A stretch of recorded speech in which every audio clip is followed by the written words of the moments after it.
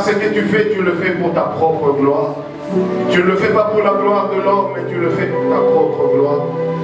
Seigneur, ce matin, tu nous as convoqués dans ta présence, éternel Dieu, où nous sommes venus nous rassembler avec toi, éternel Père, afin de célébrer ta majesté et de te glorifier, Seigneur. Qui sommes-nous, éternel Dieu? Et le roi David, éternel, disait, qui est l'homme pour que tu te souviennes de lui? Et le Fils de l'homme pour que tu rappelles à toi son souvenir. Et il a ajouté, Seigneur, mais cependant, tu l'as fait juste d'un peu inférieur à toi.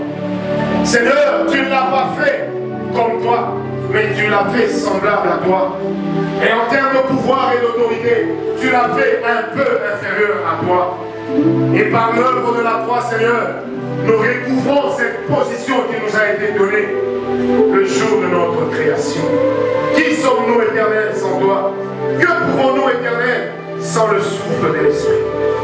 Bénissons l'Éternel, le Dieu des armées. Alléluia. Oh, je sens les flots de sa présence parmi nous. Je ne sais pas l'expliquer, mais je sens qu'il est là. Alléluia. Je sens qu'il est là. Et même je sais qu'il est là. Je sais qu'il est là. Je sais qu'il est là. Je sais qu'il est là. Oh Dieu. Sans toi, je ne suis rien, je ne puis rien. Sans toi, je ne vaux rien. Alléluia. L'intelligence de l'homme ne peut pas l'amener à habiter le royaume des cieux. Encore moins la perspicacité. Seigneur, la sagesse de l'homme ne l'amènera pas au ciel. Mais seul le sang de l'agneau nous amène au ciel. Et nous voulons le dire encore. Sans toi, nous ne sommes rien. Nous ne pouvons rien. Et nous ne valons rien.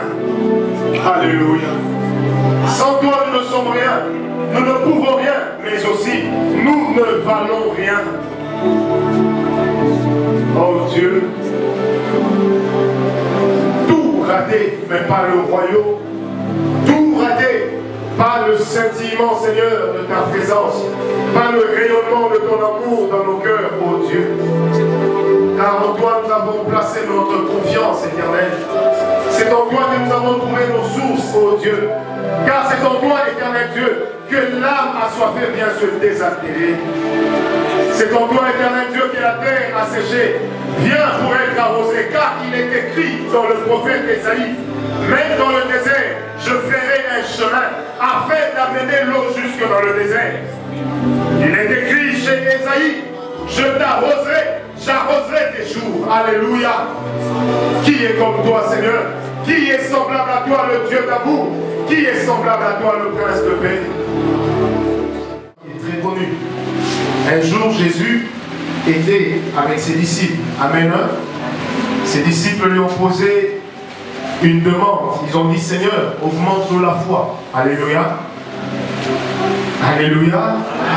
Je répète, c'est les disciples de Jésus ont dit à Jésus, Maître, augmente-nous la foi. Au lieu que Jésus leur dise, venez, je vais vous imposer la main, afin que votre foi augmente. Qu'a fait Jésus? Il leur a dit ceci, si vous avez la foi comme un grain de sénévé, vous direz à cette montagne, ôte-toi de là, pardon, et la montagne fera quoi? Non, répondez avec moi. Vous direz à cette montagne, fais quoi? Ôte-toi de là, pardon, et la montagne s'en ira. Amen. Je sais que c'est le verbe à ajouter là qui vous complique un peu. Alléluia. Jésus ne dit pas à ses disciples que si vous avez la foi, vous irez vers la montagne et vous chercherez des chariots ou des caterpillars pour transporter la montagne. Non. Mais Jésus dit à ses disciples, si vous avez la foi comme un grain de sénévé, vous direz à cette montagne, quitte de cet endroit, et que fera la montagne? Elle s'en ira. Alléluia. Je reprends. Jésus dit à ses disciples, vous ne partez, quitte de là, et la montagne s'en ira. Alléluia. Alléluia. Qu'est-ce qui faisait la force de la parole qui sortait? C'était la foi qui entretenait cette parole. Tout ce que Dieu fait avec nous, ce ce n'est pas le résultat d'une prophétie. Alléluia. Tout ce que Dieu fait avec les chrétiens, ce n'est pas le résultat d'une révélation. Et ce qui fait que beaucoup de gens échouent sur le chemin de la puissance, c'est parce que nous voulons que Dieu nous dise à l'avance tout ce qu'il va faire. Si Dieu nous dit tout ce qu'il va faire, alors notre foi n'a plus de sens. Est-ce que vous êtes avec moi? Et je répète, Jésus dit à ses disciples, si vous avez la foi comme quoi, un grain de sénévé, vous direz à cette montagne, ôte-toi de là, et que fera la montagne? Elle quittera. Amen. Ce matin, je voudrais dire à quelqu'un, les anges ne sont pas toujours délégués pour enlever les montagnes qui sont devant toi. Est-ce que tu me comprends? Il est de ces montagnes qui sont placées devant toi. Seule la foi en Dieu et la parole que tu libères peuvent enlever la montagne de là où elle se trouve. Mais Dieu explique ceci, ou Jésus explique à ses disciples, que de même que la montagne est un mystère pour la nature, de même que la foi est un mystère pour le monde spirituel. Seul celui qui a la foi peut savoir comment est-ce qu'on utilise la foi. La foi n'a pas de mode d'emploi. La foi n'a pas de mode d'emploi, je répète. La foi n'est utilisée que par la bouche. Est-ce qu'on me comprend? Et celui qui croit dans son cœur, qu'est-ce qu'il fait? Il déclare, il proclame. Et lorsqu'il proclame et qu'il ne doute point dans son cœur, tout ce qu'il a dit fera quoi? Arrivera. Amen. Généralement, nous échouons sur le chemin de la foi parce que lorsque nous parlons, nous laissons une place à ce que le diable puisse résister. Jésus, quand il travaillait, il ne prévoyait pas les attaques du diable parce qu'il avait la foi. Est-ce que quelqu'un est avec moi? Ta foi a la capacité de te programmer là où personne n'est attendu. Et je peux même dire quelque chose. Ta foi peut t'amener même là où Dieu n'avait pas prévu que tu y ailles. Pourquoi? Parce que Dieu ne t'a pas créé comme un robot. Dieu t'a créé avec quelque chose qui a la capacité de t'amener là où personne ne t'attendait. Et je voudrais dire à quelqu'un, le combat du diable dans le découragement, dans les faiblesses, c'est quoi? C'est affaiblir notre foi. Et la foi de l'homme s'entretient par les sentiments de son cœur. Un homme qui a un cœur avec des sentiments troublés ne peut jamais avancer avec Dieu et exercer la foi comme il faut. L'échec entre sur le chemin, même de l'onction, dès lors que votre cœur est troublé. Amen. Et si le diable attaque votre cœur, c'est parce qu'il sait, une fois que les sentiments ou les souches du cœur sont brisées, la foi est impossible à exercer. C'est pourquoi Jésus dira à ses disciples, si vous ne doutez pas dans votre cœur et que vous parlez à cette montagne, que fera la montagne? Elle s'exécutera. Mais comment une montagne peut-on lui parler? A-t-elle des oreilles? Le sable sur lequel nous sommes, a-t-il des oreilles? Dans Ésaïe 60, l'Éternel dit ceci à Israël, lorsque tu entreras, tu rebâtiras pour moi le temple, voici, tu appelleras le mur du septentrion, l'Éternel est ici. Tu appelleras la porte d'entrée, le Dieu de gloire est ici. Amen. Mais pourquoi Dieu dit à Israël que tu devras donner des noms, et au mur et aux portes? Parce que Dieu voulait faire comprendre ceci à Israël. Tout ce qui existe émet un son, et tout ce qui existe a la capacité d'écoute. Elle se fissure. D'où même les érosions. Il y a des scientifiques qui disaient les érosions sont la rébellion de la nature sur une domination excessive de l'homme. Quand vous allez en Occident, vous allez vous rendre compte qu'on a taillé des montagnes juste pour faire passer des métros. Quand vous allez à Paris pour arriver à Londres, on a même brisé l'océan juste pour faire passer un tunnel. Et qu'est-ce qui se passe avec ce tunnel? Presque tous les 5 ans, ce tunnel coûte aux deux nations 2 milliards de dollars. Et les scientifiques n'arrivent pas à expliquer d'où viennent à chaque fois les fissures. Et moi je peux vous l'expliquer ce matin, c'est la révolte de la nature. Et pourquoi la nature se révolte? Je répète, parce que la nature émet un son et la nature a des oreilles. Est-ce que quelqu'un me comprend? Et il n'y a que l'homme spirituel qui soit capable de parler aux oreilles de la nature afin que sa parole entre jusque dans le firmament. Est-ce que vous me comprenez? Même la chose que vous croyez ne pas avoir une voix, elle a la capacité de vous écouter. Qui Qui avait parlé à ces sandales? Les sandales devaient obéir à une loi. Laquelle? Tu m'utilises, je m'use. Mais pourquoi les sandales ne s'usaient pas? Parce qu'elles participaient à ce que Dieu était en train de faire. Mais qui a instruit les sandales? La parole de Dieu. Est-ce que quelqu'un est avec moi? Dis à ton voisin, parle à cette montagne. Non, dis-lui bien, parle à cette montagne. Alléluia. Toute chose que tu trouves impossible est encore impossible parce que tes yeux les voient comme étant impossible.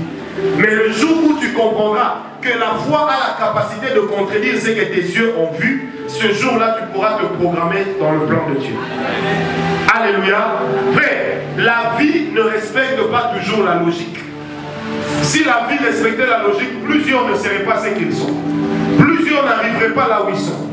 Mais il arrive que la vie respecte les principes de la foi. Est-ce que quelqu'un me comprend? Amen. Et celui qui a la foi ne peut jamais se taire. Parce que la foi doit amener l'homme à faire quoi? À déclarer. Mais il y a une différence entre la déclaration de foi et la déclaration prophétique. Et ce matin, je voudrais qu'on parle sur la déclaration de foi, qui est différente de la déclaration prophétique. Amen. Dis à ton voisin, parle à cette montagne. D'abord parce que ça doit contribuer aux besoins de notre foi. Les épreuves contribuent aux besoins de la foi. Même les problèmes contribuent aux besoins de la foi. Je disais, je ne sais plus à qui hier, je lui aurais dit, vous savez, il n'y a que 3 types d'hommes sur terre qui ne rencontrent pas de problème. Ce sont ceux qui ne sont pas encore nés. Deuxièmement, ce sont ceux qui ne font rien dans la vie. Et troisièmement, ce sont ceux qui sont morts. Celui qui n'est pas né n'a de problème avec personne. Celui qui ne fait rien dans la vie ne gêne personne à part ses parents. Et celui qui est déjà mort, on ne le critique plus. Puisque dans notre culture africaine, le mort est un homme bien. Même si c'était le plus grand sorcier, on dira Alléluia. Et on écrira même RIP, repose en paix. Amen. Même si le vrai sens, ce n'est pas repose en paix. Alléluia. Puisque, c'est repose en paix. Mais nous disons souvent retour, bienvenue au pays. Alléluia. Et on amène une gère en disant, nous ne t'oublierons jamais. Et pourtant, on est content des fois qu'il soit parti. Pourquoi? Parce que l'homme qui meurt en Afrique devient un homme bien. Si vous ne voulez pas avoir de problème dans la vie, mourrez. Et si vous ne voulez pas avoir de problème dans la vie, ne faites rien. Quelqu'un une fois m'a posé la question, prophète, qu'est-ce que moi je fais pour avoir tout le temps des problèmes? Je dis c'est simple, c'est parce que tu es remarquable et que tu as tout le temps des problèmes. Celui duquel on ne parle pas ne fait rien de bon. Est-ce que quelqu'un est avec moi? Est-ce que quelqu'un est avec moi? C'est comme ça que les animaux comme les lions ne se sont jamais grattés parce qu'une mouche est venue se poser sur sa pelure. Vous savez pourquoi? Parce qu'elle a les ongles assez longs pour se gratter. Et deuxièmement, parce que sa peau est tellement charnue qu'il lui arrive de ne rien sentir. Est-ce que vous comprenez? Le lion a d'autres préoccupations. La mouche a des préoccupations qui ne peuvent pas intéresser le lion. Amen. Tout dépend de là où vous êtes. Est-ce que quelqu'un est avec moi? Frère, si vous avez un problème de 10 $, ce n'est pas le cas du ministre des Finances. Donc votre prière ne sera pas pareille. Si vous priez, Seigneur, l'homme qui a une petite vision ne peut pas avoir une grande foi. Qu'est-ce qu'il va en faire? C'est comme quelqu'un qui jeûne 40 jours pour avoir l'onction. Posez-lui la question. Vous cherchez l'onction pour faire quoi?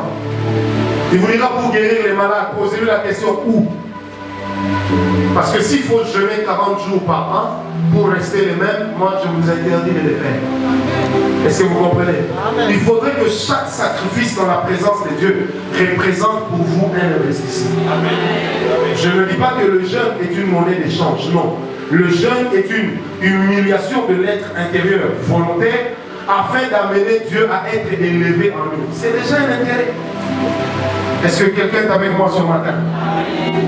La déclaration de foi, elle est très différente de ce que j'appelle la déclaration prophétique. Les deux semblent se ressembler, mais les deux ne sont pas la même chose. Alléluia. Alléluia. La déclaration de foi, elle paraît être une prophétie, mais elle n'est pas une prophétie. Mais à l'écoute de ce à quoi elle s'adresse, elle est une prophétie. Je reprends. La déclaration de foi, elle n'est pas une prophétie. Mais là où elle s'adresse, elle paraît être une prophétie. Je m'explique. Une prophétie est une parole, un langage, un signe que Dieu montre à l'homme, par lequel il parle à l'homme. Et comme nous sommes dans l'accomplissement des promesses, qui est notre antenne, la promesse peut être une prophétie comme nous l'avions dit. Alléluia. C'est ça la prophétie. Mais la déclaration de foi, elle naît en vous, elle ne naît pas en Dieu. Elle naît dans votre esprit. C'est votre esprit, au travers de sa capacité de voir, qui fait germer votre foi à une certaine dimension. Est-ce qu'on me comprend? Et maintenant, votre foi, lorsqu'elle est en train d'incuber une pensée, cette pensée-là, c'est ça qu'on appelle la foi. Parce que la foi, maman Ernestine, elle marche toujours avec la qualité de tes pensées. Si tu veux guérir un malade, ta pensée doit te montrer que le malade peut être guéri. Si ta pensée émet un doute, ton cœur s'arrête. Et si ta pensée émet un doute, le malade, peu importe l'onction dans l'environnement, il ne peut jamais être guéri. Pourquoi? Parce que sa guérison n'est pas cachée en Dieu, elle est cachée dans ta foi. C'est pourquoi Jésus avait dit, allez, guérissez les malades. Il n'a pas dit, priez que je vienne guérir les malades. Mais il a dit, vous-même, devant la maladie, guérissez les malades. Est-ce que quelqu'un me comprend? Et celui qui a la foi, quand il libère la déclaration de foi au malade, la maladie reçoit la déclaration de foi, premièrement comme étant une parole d'autorité, mais deuxièmement comme étant une prophétie. Et c'est en cela que la maladie réagit à la parole de foi qui sort de notre bouche, comme si elle était la parole de Dieu. Mais alors qu'elle est la parole d'un homme qui a cru en Dieu. Est-ce que je me suis fait comprendre? Quelqu'un est malade, je peux avoir ma tata, monte ici. Monte ici, Kamonako. Alléluia. La déclaration de foi, viens vers moi. Imaginez que le frère est une déclaration de foi. Il naît dans mon esprit. Il incube dans mon esprit. Amen. Et lui ou cette pensée, elle devient la foi dès le moment où je suis convaincu qu'elle est infaillible. C'est pourquoi celui qui a la foi ne peut pas douter de sa propre pensée. Parce que la foi naît dans ta pensée. Et l'homme dans sa pensée est un être qui image toutes choses. Est-ce que vous me comprenez? Si je dis sœur, viens, avant que tu ne viennes, mais en disant viens, j'ai déjà vu dans mon esprit comment tu viens vers moi. Vrai ou faux? Et si je te dis viens, et je te parle avec confiance, parce que je sais que tu n'as pas d'autre choix que de venir vers moi. Est-ce que vous me comprenez?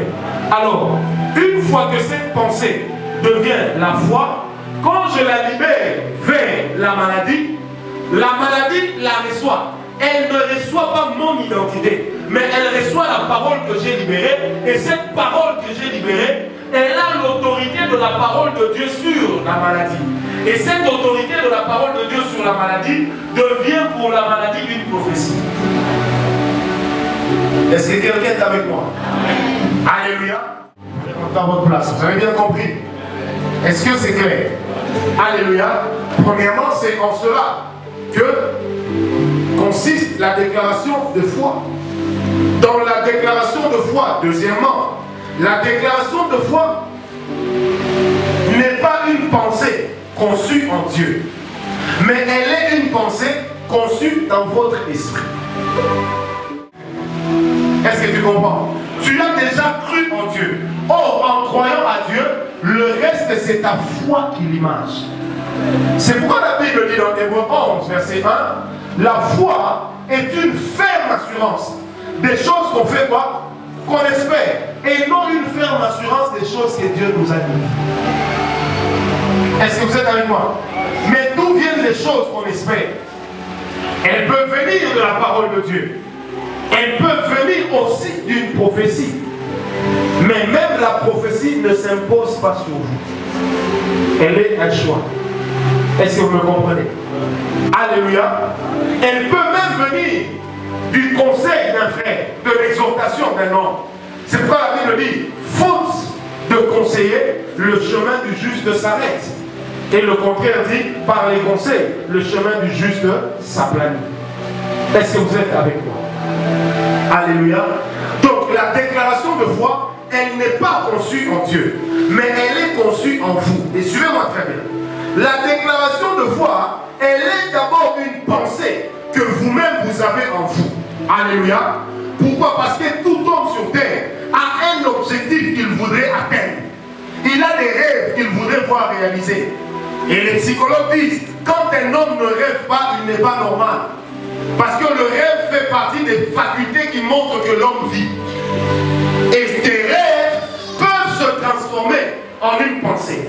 Et tes pensées deviennent le soubassement de ta foi.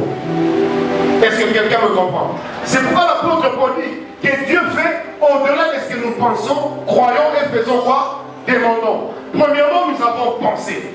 Deuxièmement, nous avons cru à notre pensée. Et troisièmement, nous avons pris notre pensée, nous l'avons présentée à Dieu comme une demande. Mais si nous la présentons à un objectif qui se trouve dans la nature ou qui se trouve quelque part, cette pensée ou cette demande que nous sortons ne va pas vers ses objectifs comme une demande, mais il va vers ses objectifs comme une parole forte que la nature est obligée d'exécuter. Est-ce qu'on me comprend? C'est pourquoi je voudrais te dire ce matin, le plus grand mystère que tu dois chercher dans ta vie, ce n'est pas de connaître comment fait l'autre pour être comme il est, mais c'est de savoir quelles sont les choses derrière lesquelles tu cours et qu'est-ce que tu vois. Parce que ce que tu vois déterminera aussi la qualité de la vie que tu vas mener. Tout dépend de ce que tu vois. Si on donne aux enfants des références dans la vie, c'est pour leur permettre de se forger un certain genre de pensée. Est-ce que vous comprenez? Même si vous n'avez que 1000 francs, par moment, amenez les enfants à Pelou Sport, amenez les enfants à City Market. Pourquoi? C'est simplement pour donner aux enfants une référence. Si vous habituez vos enfants à la boutique, même le jour où ils auront l'argent, ils auront du mal à entrer dans des grands rayons. C'est comme ça qu'au Congo, la plupart n'ont pas été habitués au supermarché et vous allez rencontrer des gens qui friment parce qu'il est dans un supermarché. Tout ça est une affaire de référence. Amen. Moi j'habite à côté de Pelou Store à Binzalaba. Mais les gens sont heureux de bondir le sachet de Pelou, alors que c'est même gratuit. Est-ce que vous me comprenez? Une fois, quelqu'un a envoyé sa bonne à Pelou. La bonne est allée se parfumer. Parce qu'elle devait aller à Pelou. Mais qu'est-ce qui l'amène à réagir comme ça? Manque de référence. Est-ce que vous êtes avec moi? Donc la parole de foi, elle n'est pas conçue dans le cœur de Dieu, mais elle est conçue dans le cœur de l'homme. C'est pourquoi l'homme qui marche avec Dieu, j'insiste, il doit absolument savoir qu'est-ce qu'il veut dans sa vie. Quels sont les objectifs qu'il s'assigne? Celui qui n'a pas d'objectif dans sa vie ne peut pas prétendre avoir la foi. Est-ce que vous me comprenez? Parce que vos objectifs, ça va stimuler votre espérance. Vos objectifs vont devenir une image dans votre esprit. Et quand elles seront devenues une image, c'est dans ce moment-là que vous y croirez. Et en y croyant, ça devient la foi. Et cette foi va se définir comme étant une ferme assurance. Ça veut dire quoi? Pourquoi cette assurance est ferme? Ça veut dire, quand vous libérez votre espérance ou votre parole, vous ne laissez pas de doute au fait que ça puisse ne pas marcher. La foi n'obéit pas aux règles de la science. La science dit que ça peut ne pas marcher. Mais la foi n'est pas une règle mathématique mais physique. Si je libère ma foi, là où ma foi va, je crois et je sais qu'elle m'amènera des résultats. Est-ce que quelqu'un me comprend ce matin? Et c'est comme ça que Dieu marche avec nous. Et pourquoi Dieu n'agit pas dans nos vies? Parce que nous avons la foi. Mais la troisième chose qui nous manque, c'est laquelle? C'est de comprendre que la déclaration de foi est d'abord le fait de sortir une parole et que cette parole-là soit le condensé de notre foi. Si vous m'avez compris, docteur, vous dites, Seigneur, je suis fatigué d'être à pied, mais c'est bien. Dieu peut aussi vous donner un vélo ou un scooter. Dieu peut aussi vous donner des skateboards ou des patins en roulette. Patins en roulette, skateboard, vélo, moto-bécane, toutes ces choses font que vous n'êtes plus à pied. Puisque ces trois choses ont un point commun. Elles ont des roues. Même avec la voiture, les skateboards ont toujours 4 roues. La voiture aussi en a 4. Mais celui qui a la foi, quand il parle, qu'est-ce qu'il dit? Il me faut une voiture. Et quand il dit il me faut une voiture, il commence à prendre les attitudes d'un homme qui croit que la voiture arrive. Et ces attitudes-là vont se montrer par sa manière de vivre. Vous savez, la plupart des gens disent Seigneur, donne-moi une voiture. Mais ils sont déjà incapables de prendre un taxi express. Si Dieu vous donne une voiture, vous ne mettrez pas le carburant pour 2000 francs. C'est 1 litre de point 3. Même avec une 190, vous ne pourrez pas démarrer. Il faut une Renault 4 et vous serez démodé. Et ça sera difficile de rendre une action de grâce avec une Renault 4. Est-ce que vous me comprenez? Tout dépend de ce que vous-même vous dites de vous. Tout dépend de ce que vous-même vous savez de vous. Mais tout dépend aussi des objectifs que vous assignez. Je voudrais dire à l'église ce matin, la chose en laquelle tu crois, tu dois commencer par la déclarer. Et quand tu déclares la chose en laquelle tu crois, c'est ce qu'on appelle une déclaration de foi. Est-ce que quelqu'un est avec moi? Je répète, c'est quoi la déclaration de foi? C'est dire ou sortir des paroles. Ou si vous voulez d'une manière simple, je dirais, la déclaration de foi, c'est l'articulation verbale des choses auxquelles nous croyons. Si toi ça t'arrive ou ça te regarde, moi je ne crois pas ça. Depuis le début, je n'y ai pas cru. Est-ce qu'on me comprend? Et je lui ai dit, mais tu n'as pas passé, je lui ai dit, écoute ma femme, est-ce que tu as fait ta valise pour aller accoucher? Elle me dit oui. Est-ce que tu es vraiment en forme? Elle me dit oui. Je dis, ben écoute, demain avant 10 h, tu auras déjà accouché. Et je lui ai dit, nous sommes 13 h ici. Il est peut-être 18 h chez vous. Donc à partir de 18 h là, jusque demain, tu auras déjà accouché. 2 heures après, elle m'appelle, elle dit, j'ai accouché. Ce n'est pas que Dieu m'a dit qu'elle allait accoucher par voie basse.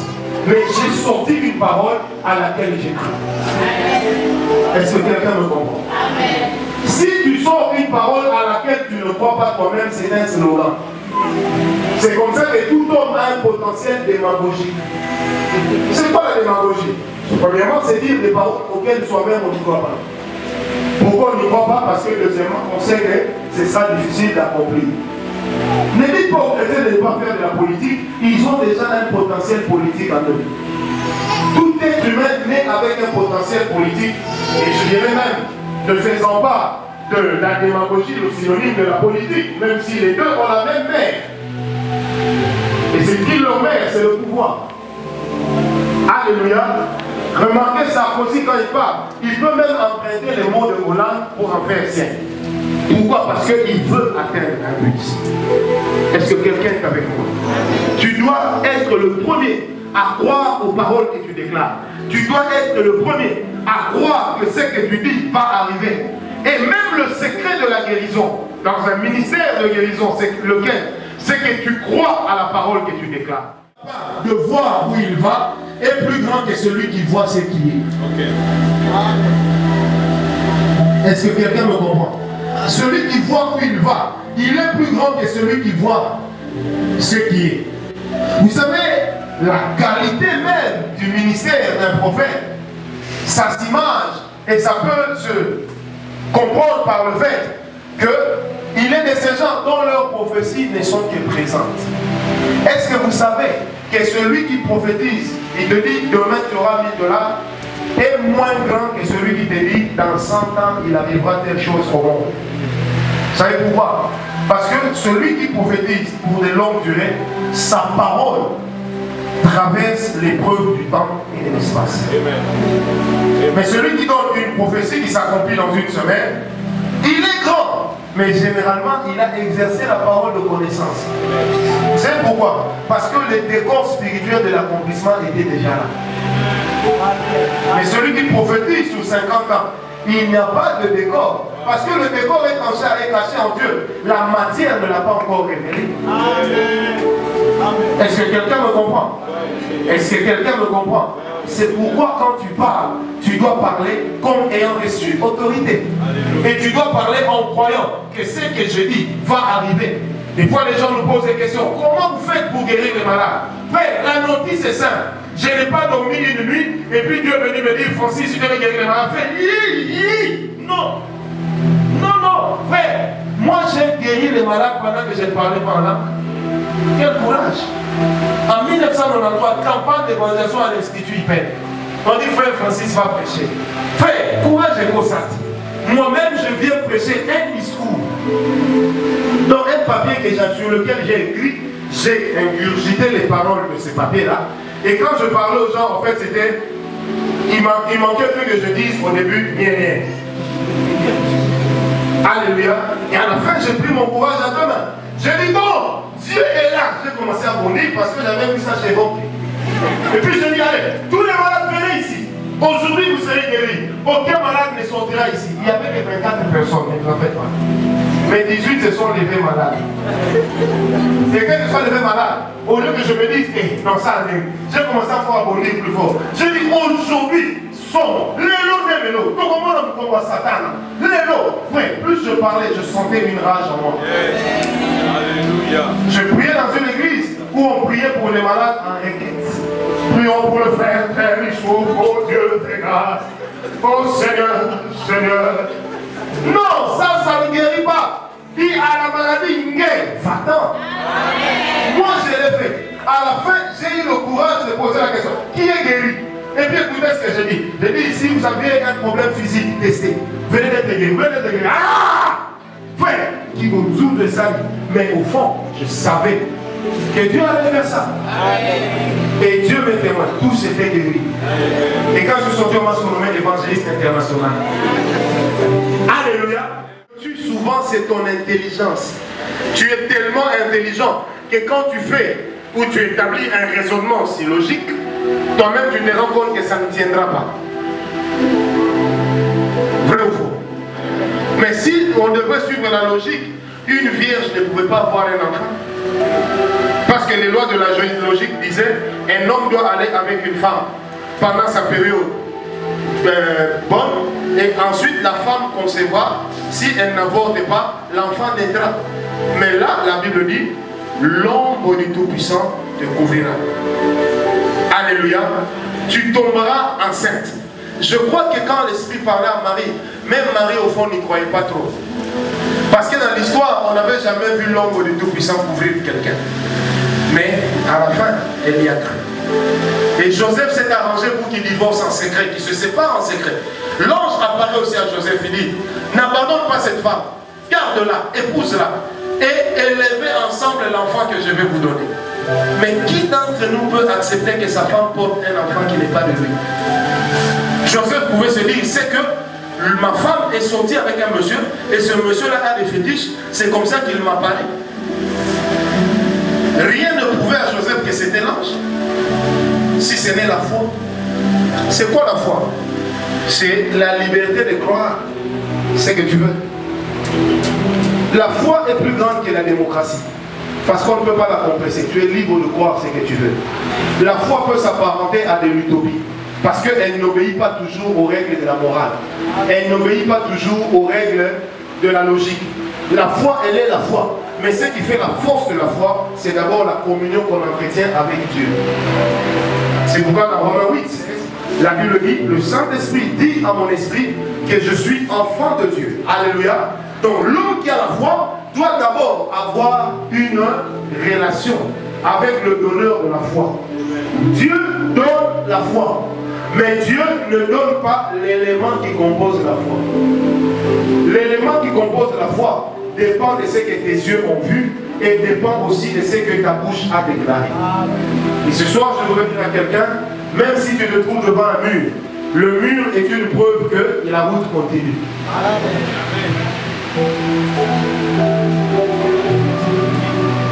S'il y a une porte, c'est une preuve qu'il y a autre chose derrière. Et s'il y a ce mur, pourquoi il est mur? Parce qu'il y a autre chose derrière. S'il n'y avait rien, il n'y aurait pas de mur. Ce serait un monde continuel à l'infini. Si Dieu a établi des limites, il n'y a que notre foi qui soit capable de transcender ces limites. Et moi je voudrais dire à quelqu'un ce matin, je ne crois pas qu'il y ait quelque chose que Dieu ne soit pas capable de faire. Il est capable de tout. J'ai suivi un documentaire, comment on voyait dans Grace TV. C'est un documentaire qui passe souvent sur Amen TV. Bon, qui était en campagne, une femme, son mari est décédé. Il avait la nuque brisée. On met le mari dans le cercueil. 3 jours plus tard, on amène le cercueil pour aller enterrer. On passe devant la campagne, le lieu de la campagne. La femme dit, faites descendre mon mari. Moi j'aime bien. Et le pasteur qui témoigne, il dit, les gens ont commencé à se disputer le cercueil. Écota, écotate, écota, écotate. Mais la femme dira, moi je suis convaincu, si seulement l'homme de Dieu parle à mon mari, il va se réveiller. Alléluia. Et j'aime bien, le pasteur dira, l'homme qui a enlevé les cotons dans les narines de ce pasteur était un musulman. Moi j'aime ce documentaire. Il dit l'homme qui a ôté les cotons dans les narines du cadavre était un musulman. On a amené le cadavre par derrière parce qu'on avait peur de créer un scandale à cause des enfants en voyant le cercueil. On sort l'homme du cercueil, sa femme leur dit, je crois que si vous priez, cet homme va se réveiller. Et 2 pasteurs se sont mis à côté, puisque ce n'était pas un miracle opéré par Bongi. L'un a commencé à prier à la tête, l'autre au pied. Ils ont imposé les mains. Alors j'aime bien, ce pasteur dira, on a tellement prié. Et au fur et à mesure qu'on priait, notre foi augmentait. À un moment, la tête a bougé. Et je me suis rappelé que cet homme venait de passer 4 jours dans le congélateur. Donc ses membres n'étaient plus aussi agile qu'avant. Il dit, j'ai dit à mon ami pasteur, masse-lui la tête. Moi je vais lui masser les jambes. Et au fur et à mesure qu'il massait, la vie revenait. Le cœur a commencé à battre. Et cet homme est revenu à la vie. Frère, Dieu n'avait pas dit à Bonke que cet homme allait revenir à la vie. Mais sa femme avait vu que son mari était revenu à la vie. Et la foi de sa femme a ramené cet homme à la vie. Et je voudrais dire à quelqu'un ce matin, ta foi est capable de sauver un entier. Ta foi est capable de faire des choses extraordinaires. Mais qu'est-ce qui te manque pour avoir la foi? C'est seulement le doute. Tu doutes tellement que tu es incapable d'avoir la foi. Frère, la foi n'existe pas en dehors de Dieu. Tout celui qui croit en Dieu, il n'a que l'espoir. Or, pour tous ceux qui vivent, il y a une espérance. Mais pour tous ceux qui croient, il y a la foi. Est-ce que quelqu'un est avec moi? Ne sois pas là en train de tout cacher aussi. Il y a des gens que Dieu met à côté de toi, auprès desquels tu dois aller dire, moi, dans ce pays, je serai ministre. Tu sais, moi, je serai président. Moi, je serai DG. Moi, je serai un homme important. Frère, quand on se me connaît, ça fait longtemps que moi je dis que je serai un homme important. Et je le serai. Amen. Comment, je ne sais pas. Mais tout ce que je sais, c'est que quand moi-même je me mis, je vois en moi un homme très important. Quelqu'un me dit, ah oui, tu es important parce que tu as Christ. Ne t'en fais pas. Lazare aussi avait Christ. Est-ce que quelqu'un est avec moi? Est-ce que quelqu'un est avec moi? La Bible dit, cherchez le royaume des cieux et le reste vous sera donné par surcroît. Mais si vous vous arrêtez au royaume, eh bien mourrez. J'ai le royaume. Quand j'ai le royaume, je vais dans les autres acquisitions qui sont liées au royaume parce que je crois à ces choses. Frère, la foi s'entretient. Il faut refuser les gens qui vous enquiquinent. Il faut refuser ça. Frère, moi j'ai prié quelque part, un grand pasteur de ce pays, il a commencé à dire, non, les gens parlent de l'onction, l'onction ne peut pas descendre sur les vêtements. Je me suis levé calmement, j'ai arrangé ma chemise dans une grande église. Quand je suis sorti, un frère du protocole m'a suivi. Je lui ai dit, mais ce que le pasteur dit n'est pas correct. Il dit comment? Je dis, moi je ne crois pas à ce qu'il dit. Il me dit, tu peux le prouver. J'ai dit, je ne suis pas obligé de le prouver. Il me dit, pourquoi? J'ai dit, parce que j'ai décidé que je ne croirais pas. Point. Alléluia. Si tu as la foi en une chose, refuse les choses qui te diront le contraire. Refuse aussi les gens qui... Frère, Dieu ne nous a pas appelés à mener une vie chrétienne basée sur la philosophie et la réflexion. Si c'était que ça, nous serons tous devenus des psychologues et des grands philosophes. Et on aurait tous fini par chanter un jour dans le drame de la Bible où ce drame, tout l'écrit, s'élève le chant des opprimés. Une bonne rime, prose, posée. Mais ça, ce n'est pas la parole de Dieu, ce n'est pas la foi. Est-ce qu'on me comprend? Parler un bon français ne fait pas de vous un homme de foi. Alléluia. C'est celle qui est dedans. Comme je dis, toi là, papa là, Dieu va te donner une bénédiction. Ça vient de Dieu par la foi. ça va s'accomplir. Quand ça s'accomplira, lui-même rendra témoignage en disant une bénédiction. Est-ce que quelqu'un est avec moi? Dieu n'a jamais créé l'Académie française. C'est pourquoi Dieu aime qu'on parle là. Parce que là, il n'y a pas de déclinaison. Il n'y a ni le, ni la, ni L apostrophe, ni H aspiré, ni H, ni c'est non. Le haricot au lieu de dire l'haricot. La femme au lieu de dire le femme. Alors c'est écrit le femme. Le homme au lieu de dire l'homme. Vous comprenez? Mais en même temps qu'on parle de l'homme, allez, L apostrophe. Qu'on parle du homme, L-E. C'est compliqué tout ça. Et Dieu aime qu'on parle en langue. Parce que quand on parle en langue, il n'y a pas de loi. Même si tu commences à prier seulement,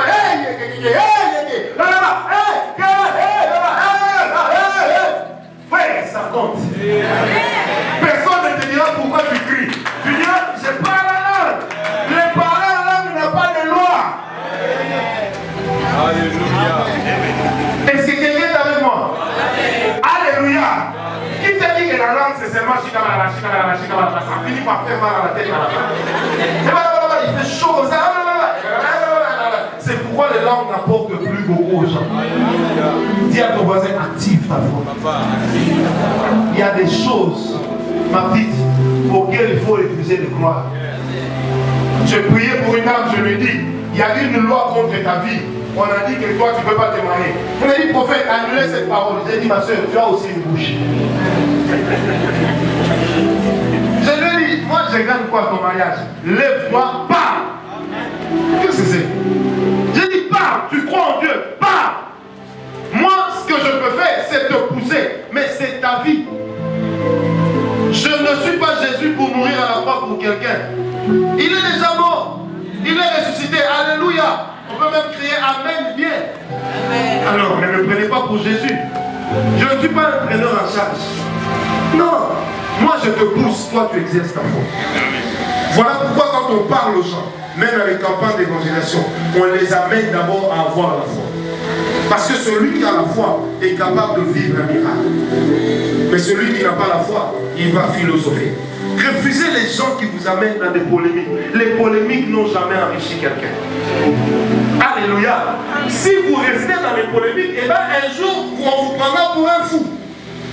Et dans ce pays, le Congo, les gens qui sont restés dans les polémiques n'ont jamais évolué. Les gens qui sont restés, la Constitution dit, ils n'ont jamais évolué. La vie, c'est un pragmatisme. Tu peux dire tu es chef de l'État, tant que tu ne diriges personne, tu ne l'es pas. Et c'est ça la vérité. On doit tirer ça chez nous. Est-ce que quelqu'un peut me dire un amen bien? Quelqu'un peut me dire un amen bien? Non, quelqu'un peut me donner un amen bien? Mais ne vous trompez pas d'adversaire dans la vie. Alléluia. Vous avez beau dire au papa avait gagné les élections. Oui, mais il est à la CPI. Et à la CPI, là, il n'y a pas d'élection. Est-ce que vous me comprenez? Mais la foi ne nie pas l'évidence. Mais la foi peut croire au contraire de l'évidence. On a posé la question à l'aveugle. Qui est celui qui t'a aidé à recouvrir la vue? On voulait qu'il dise qu'il est le Messie pour le condamner. L'aveugle dira, je ne sais pas qui il est. Mais moi, ce que je sais, j'étais aveugle. Maintenant, je vois. Mais arrivé au travail avant, tu es à la RTNC. Le ministre de l'Information travaille aussi à la RTNC. Tu arrives un jour à 6 h, tu passes par le couloir de la Chantal, je vais à Christ. Amen. Est-ce que tu comprends? Les gens peuvent dire qu'il fait des fétiches. Depuis longtemps, on dit que tu fais des fétiches. Tu n'as encore rien eu. Alors, pour une fois, fais les fétiches de Dieu. Est-ce que quelqu'un me comprend? Est-ce que quelqu'un me comprend? Non. Est-ce que quelqu'un me comprend? Alléluia. Vous savez, le jour où moi j'ai vu la Maison Blanche, quand j'ai regardé ça, j'ai dit aux frères avec qui on était, je dis, ça, tu vois, ma place c'est pas ici dehors en train de regarder au salon. Ma place bientôt c'est être dedans là-bas, on me reçoit bien. Au salon, on prend un verre de jus bien là. Et là, pour la première fois, je prendrai même du jus de tomate s'il faut. Est-ce que vous me comprenez? Frère, dis à ton voisin, tu dois avoir un rêve. N'oubliez jamais une chose. Vos rêves nourrissent votre foi. Mais vos rêves constituent également le soubassement de votre foi. Frère, vous savez, quelqu'un m'a dit une fois, moi j'aime pas le prophète Francis. Quand il parle avec tellement d'assurance, c'est un orgueil. Alors une soeur m'a posé, m'a étudié, elle a pris son poids, elle m'a dit, oui prophète, tu sais que les gens dans cette ville étaient orgueilleux. Je lui ai dit, c'est très bien. Je lui ai dit, mais à l'occasion de quoi? Non, quand tu parles là, même quand tu prêches, tu as tellement d'assurance. Au milieu, je lui ai dit, ma chère, au milieu, même c'est petit. Petit, oh caca. Je lui ai dit, Dieu n'exauce pas un orgueil. Quand je dis 70 personnes vont tomber, est-ce que je les tiens? Est-ce que je les touche? Est-ce que je les pointe? Qui les amène ici? Ah! Et j'ai dit à quelqu'un, tu vois que vous êtes hérétique. Comment vous voyez que nous commandons le Saint-Esprit? Pourtant vous êtes pentecôtiste, c'est que vous ne croyez pas que le Saint-Esprit est Dieu? Non, je ne voulais pas dire, je dis tu as déjà dit. Est-ce que vous me comprenez? Dis à ton voisin, tu dois avoir un rêve. Ne laisse personne te voler tes rêves. Ne laisse personne te voler tes rêves. Frère, que les contraintes de la vie ne te fassent pas abandonner tes rêves. Même si ton mari court des concubines multiples, seul, continue à croire qu'il est là pour toi seul. Un jour, plus personne ne lui dira oui dehors. Oh, je suis convaincu dans mon cœur qu'il est de ces gens ici dont l'élément essentiel même de leur appel est la foi.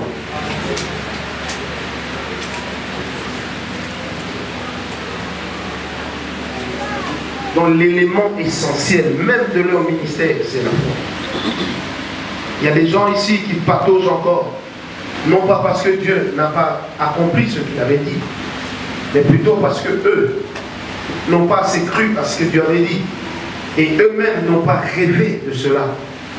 Et n'ont pas libéré des paroles de foi. Seigneur de Tout-Puissant, je te prie maintenant, Seigneur, de donner de la vitesse à quelqu'un, de donner de la croissance à quelqu'un. Qu'une onction qui bouge les destinées descende sur quelqu'un. Qu'une onction qui bouge les destinées descende dans la vie de quelqu'un. Je parle, je dis que l'onction qui va accomplir cette parole de foi, cette déclaration de foi, se libère de la vie de quelqu'un. Que quelqu'un entre dans le mouvement de l'esprit, là où personne ne pourra l'arrêter.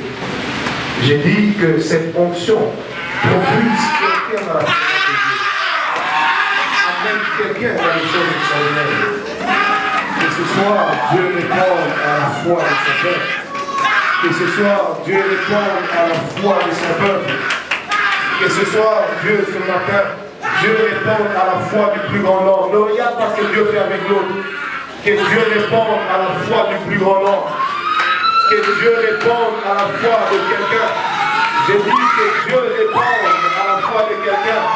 Que l'onction descende comme réponse à la foi de quelqu'un.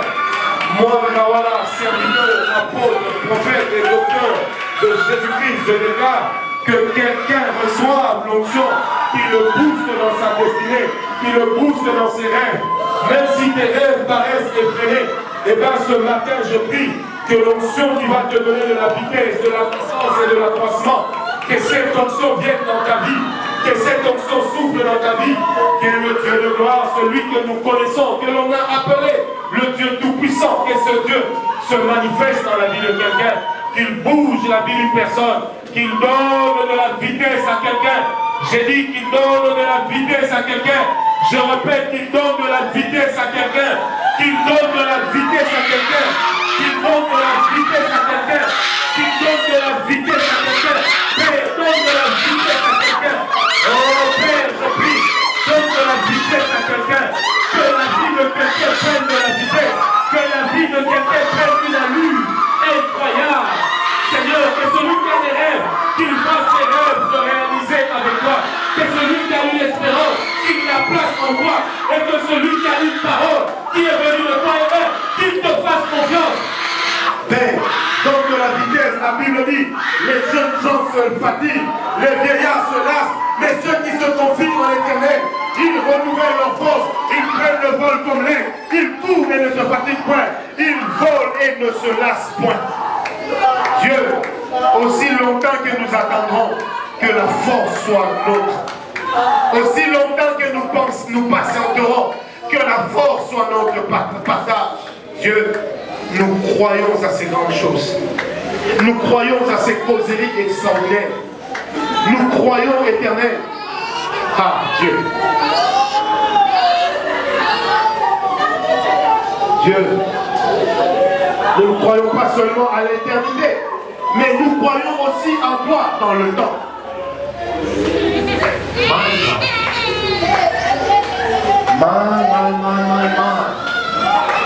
Ce soir, ce matin, que ton rêve devienne une réalité.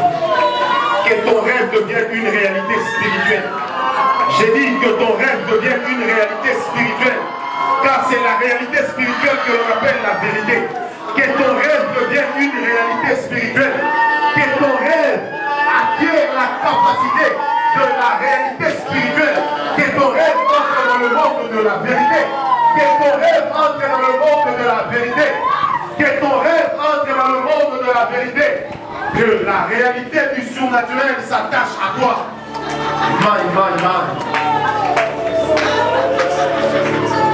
Que ton rêve, j'ai dit, devienne une réalité spirituelle.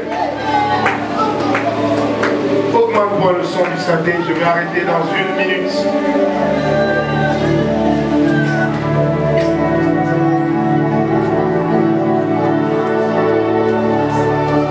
Je sens comme un courant dans ma main.